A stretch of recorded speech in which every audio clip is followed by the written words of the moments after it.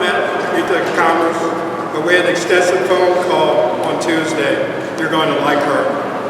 Native of Chicago, she graduated from Goddard College in Vermont and worked for a decade in community-based intervention focusing on the abuse of women. From that came her first book. She has 2 master's degrees, one in African American Studies, looking at the causes and effects of racism on African Americans, and the second master's focused on fiction writing.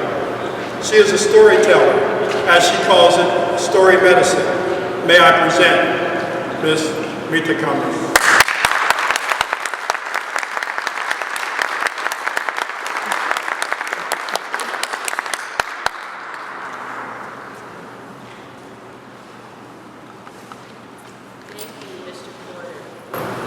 Thank you all for assembling here today and taking the time to reflect and to just honor this occasion of African American history. We have a lot to learn in terms of this history.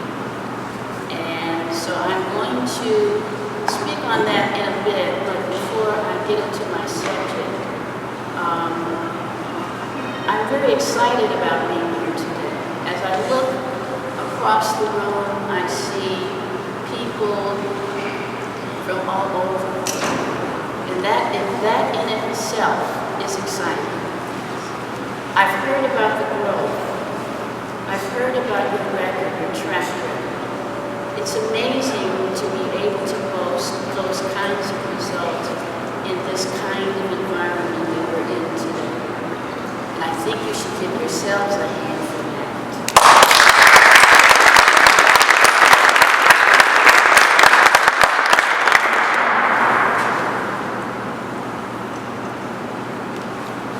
To talk about diversity, I think it became Black History Month. From Black History Month, it is now African American History Month. What has happened as we have had those changes? We have reclaimed our right to self-determination. We have reclaimed our identity. And it took those incremental steps for us to actually do it. And so here we are today celebrating African American History Month. Because the fact remains that the history, and I'm going to give you a story in just a minute, the true history of African Americans, and not just, the great civil rights leaders, the abolitionists, those that fought against slavery and fought for civil rights, and all those things were important, but we have an entire dimension of history that most of us have never heard. And so I'm going to emphasize the importance of story. We need our own personal stories. We need to hear each other's stories so that we can really work together effectively. And in the larger sense, in terms of society as a whole, we need the stories of the people that we have never heard before. So I'm going to share something with you that I think, and I'm hoping that you can hear me without a microphone. Raise your hands back there, if you can. Okay, thank you. That's important. This is a story commemorating African American History Month, and I want to share this with you because it has nothing to do with the stories that we've heard so far. And it's entitled, Where Would We Be Without Black People? This is a story of a little boy named Theo. He woke up one morning and asked his mother, Mom, what if there were no black people in the world? Well, his mother thought about that for a moment and then said, let's just see what it would be like if there were no black people in the world. Mom said, now go get dressed and we will get started. Theo ran to his room to put on his clothes and shoes. His mother took one look at him and said, Theo, where are your shoes? Those shoes are all wrinkled. Your clothes are all wrinkled. Son, I must iron them. But when she reached for the ironing board, it was no longer there.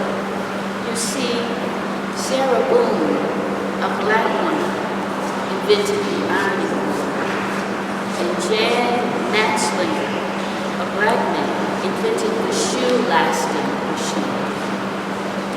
Oh, well, she said, please go and do something to your hair. Theo ran to his room to comb his hair, but the comb was not there.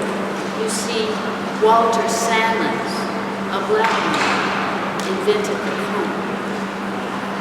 Theo decided to just brush his hair, but the brush was gone because Lydia O. Newman, a black woman, invented the brush.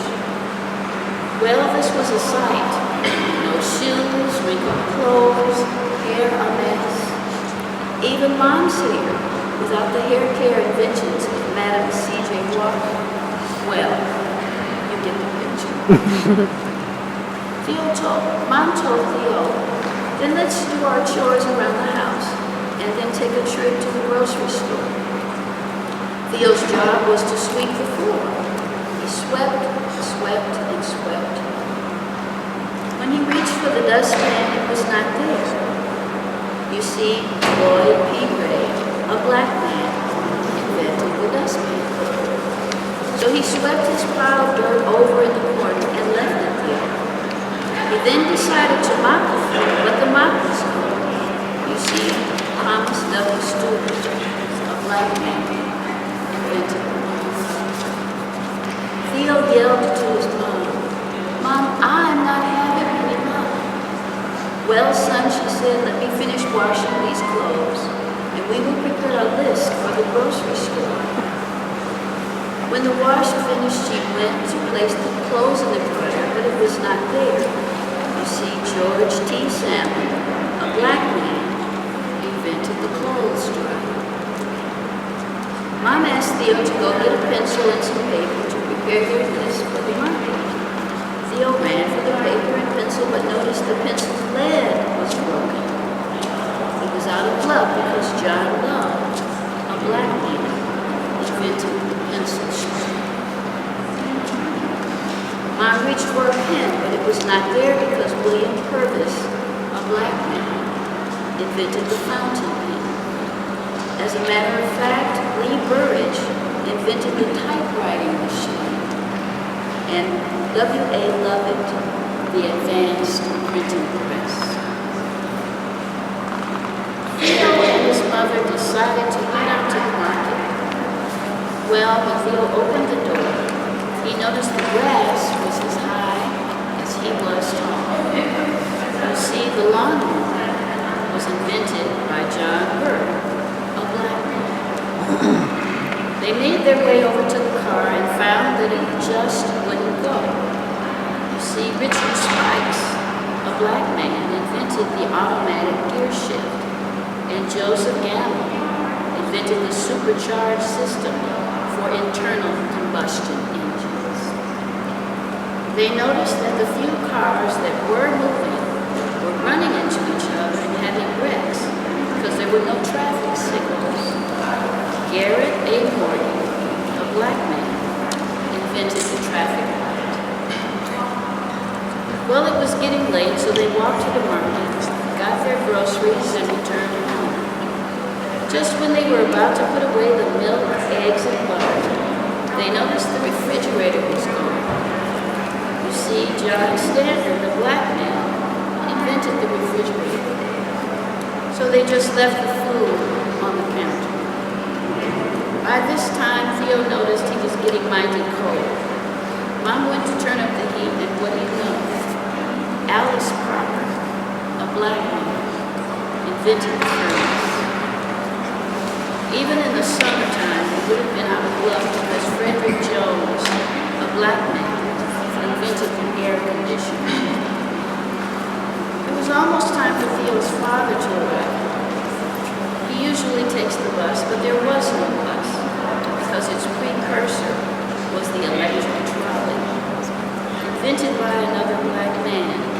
Elbert R. Robinson. Theo's father usually takes the elevator from his office on the 20th floor, but there was no elevator because Alexander Miles, a black man, invented the elevator. Theo's father usually dropped off the office mail at a nearby mailbox, but it was no longer there because Philip Downing, a black man, invented the letter drop mailbox, and William Berry invented the postmarking and canceling machine. If Theo were ever sick, he could not get blood because Charles Drew, a black scientist, found a way to preserve and store blood plasma, which led to his starting the world's first blood bank. What if a family member had to have heart surgery?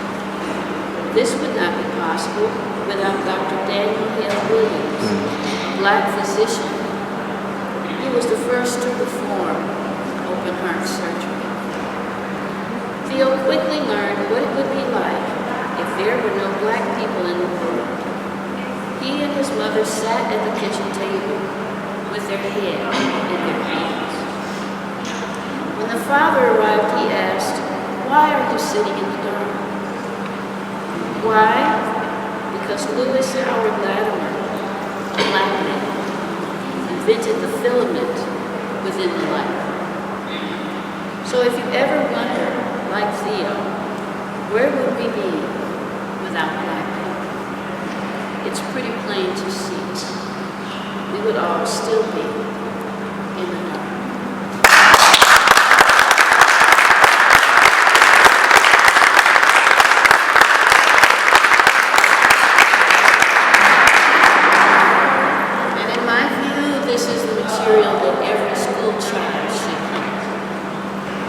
Because if every school child would hear this, I wouldn't have to stand here and say it to you. We need to have this kind of education as part of the course for every child in every classroom. It's my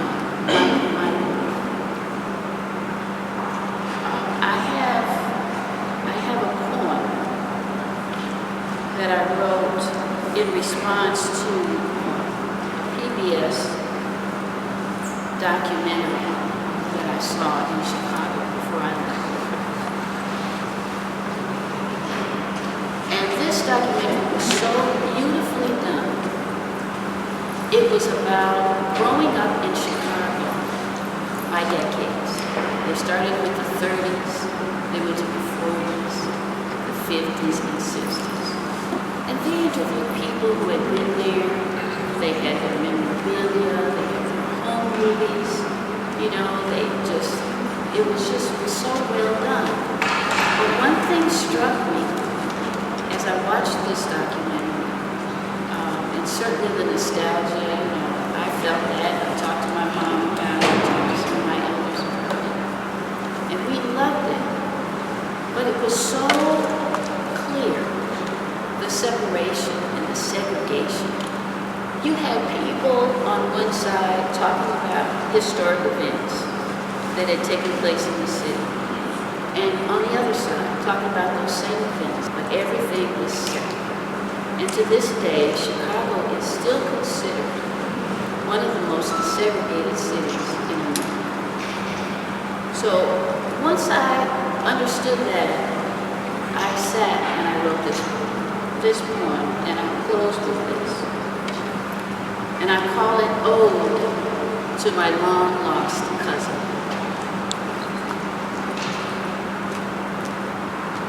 Endless boulevards stretched between us from opposite peninsulas with so little we each lived.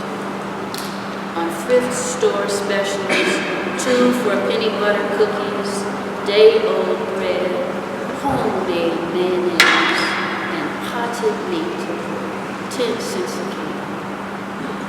We each danced to the same music, one on the upbeat, the other on the down, to the same music, the Four Tops and Frankie Valley. Each celebrated the same popsicle blue, dreamsicle cream, sang the same hymns, just to a different beat, cried over the same stolen, blood-stained dreams, but couldn't know our sameness, couldn't see, not even in extreme imitation, how much we missed one another. Hadn't heard stories of us as friends teaching each other about up and down beats, soil, sun, and rain, steel, money, and information storage devices. Chasm stories never shared became our whole greatest pain and terminal cancer. Until at last, by prophetic hand, the boulevard flattened. Everything on it melted, returned to sky, and as it faded